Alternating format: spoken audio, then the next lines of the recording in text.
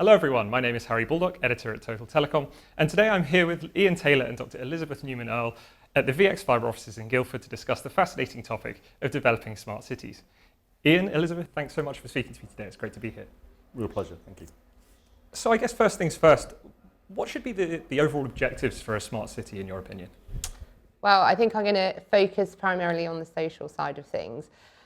It's making the city more efficient, it's making the city more livable for the people who live there, and it's also driving change for the municipalities or for the councils. And I think they're all tied into one. Obviously, it's got to be enhanced and facilitated by the infrastructure, but it's about what it means to live in a city and how you future-proof that city going forward. So it's all well and good putting big ideas in, but they've got to be grounded, they've got to be needed by the community, they've got to be needed by the citizens, and the municipality need to understand what are those drivers and ambitions of the people who live in that city and how they can drive those forward. Yeah, absolutely agree. I think most local authorities, municipalities focus on those things: social, economic, environmental, and from our experience, the economic pressures and drivers are usually the ones that will see the success being driven out. So, local authorities are trying to grow their own local economy, their GVA. So ultimately, we're obviously looking to both try and save money, clearly, but also, make sure that the local economy is growing and growing well, because that again has a massive impact on the social and lived experience of the citizens. So I think it's a lot about focus on the economic outcomes primarily, alongside hoping to drive social change and environmental outcomes along the way. It creates that inclusivity, and the tech enables that. So you can't have a smart city without the clever tech. And it's about how do you then create that layering within the city space, so you have the infrastructure running underneath it, and then you have the gains and the aims of both the municipality and all of the stakeholders within the city. And it's about bringing everybody together, so it's creating that table or boardroom environment where everyone can participate. And there's clearly a lot of benefits associated with becoming a smart city, but at the same time, I guess it's quite a daunting process for a lot of people. How do you think a municipal stakeholder should kind of organise themselves at the start of this journey? It's all about co-design and engagement, and if you spend any time with me, you realise they are my two favourite words, because you can't design something that is enabling or it is relevant to the community if you don't have that community's voice. But you've also got to have the stakeholders, the tech companies, the councils, everybody who's going to invest into this design and this future proofing. They've all got to be around the table, they've all got to listen. And so you can start with small scale ambition, so a really small part of smarting up a city and what that then means, and using the data and pushing that data into future design. But it can't work in isolation. It's all got to be participatory, so participatory planning, participating data gathering as well. And it just cannot be citizens working in isolation or the municipality working in isolation. And we have retreated into that. There is a lot of apathy within society today.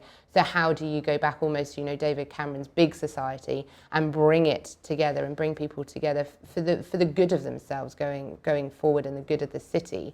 Because arguably you want to set down roots in the place that you live or have children, and how do you do that without engaging in that place?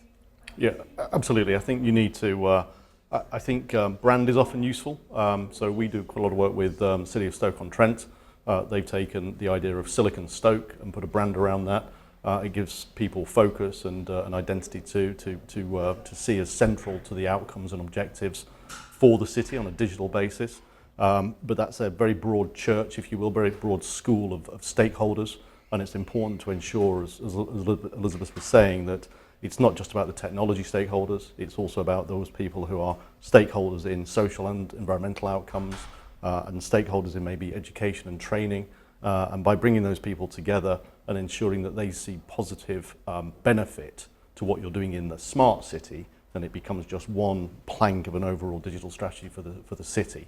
And again, it's about not making it a techie's dream world. It's about actually making sure people understand that they are the stakeholders and it's to their benefit, and that's why they're engaging. And I think convincing people of that is one of the big challenges, because then how do you measure a smart city? What would be the best way for a smart city's benefits to be measured in a way that's going to convince these stakeholders to take part? Absolutely. You have to ensure that the outcomes are indeed measurable, and that those things are sometimes very difficult to achieve. So in the early stages, I would always say, make sure you're picking on those outcomes that are measurable. You've got a baseline. You understand what maybe your current CCTV and Safer Streets program costs you. Let's look at transforming that into something that's more affordable by maybe looking at a more inclusive and aggregated approach to those sensors or to those platforms and those data gathering mechanisms. You can then basically say, right, well, we've saved this much money and we've also driven these outcomes and these changes. Those cameras might be, I don't know, implementing a clean air zone, so we can measure the level of particulates today, and we can then say we've driven down the risk of asthma in our city by reducing particulates in these environments. And unless you can actually take those measurements and empirically show them against the benchmark, you're setting yourself up to fail. I think you do need to measure and demonstrate those outcomes. But the benchmarks have to have relevance. So exactly, as a mother of a child who had asthma, for example, there's a clear tangible benefit to that data set. And a lot of companies and a lot of people get very excited about data for data point, almost being busy for busy's sake. The data has to have a relevance. So again, it's coming back to what is impactful and what the starting line is or the baseline is. And that can only be decided collaboratively together. And so rather than just putting a bit of policy here or a bit of infrastructure there, it's that thoughtful public policy as a starting point. And we were talking about this when we were discussing that having this discussion was about, you can't go big too soon. Start really small, demonstrate those tangible benefits so that the council and all the stakeholders and all the investors into this space can really see the tangible benefits that are coming out. And then you can start to roll out those programs. But then it's also using the tech. So the CCTV might start off with the safer streets, but then it's going to dust particles and pollution particles and onwards and onwards. So you're not having to reinvent the wheel. But the data has got to be understandable. I'm not a tech person and I'm not a scientist, so that tech and the data has to talk to me as a citizen, as an individual. So it's about engaging with the various stakeholders and understanding what counts for them and then making it translatable so they can take it in and then move forward with the project and the plan, because if it doesn't make sense then people will just not be interested to support and continue with that endeavour.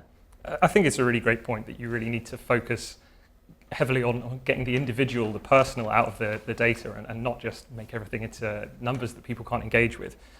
But because at the end of the day all of the citizens are going to be the central part of this. How do you remain engaged with stakeholders, especially the citizens in these would-be smart cities? And that's a really hard question, and working a lot within community projects, there's a lot of, let's get excited about this, and then, it's going to take a couple of years, and then the interest drops off. So it's about maintaining that presence, it's being involved within the community, setting up your community champions and your stakeholders, and also within the municipality or within councils, we work to quite short political cycles, so it's taking it out of the political, making it, a city-wide or a town-wide project that everybody can get behind. So it's citizen governance almost, rather than it being a top-down approach. It's very much an inclusive, collaborative project, and then you can look at participatory planning and all these big buzzwords, which is about driving the future of cities forward. That it's not just dependent on those who sit in City Hall. It's about everybody participating together, I suppose, and you really saw that in the project in Stoke about bringing people into the mix. Absolutely. I think local authorities arguably look like they're set up to fail. At the end of the day, you would probably only engage with your local authority if you had a problem. If something was wrong, something was broken, the bin wasn't collected, there's a pothole and what have you.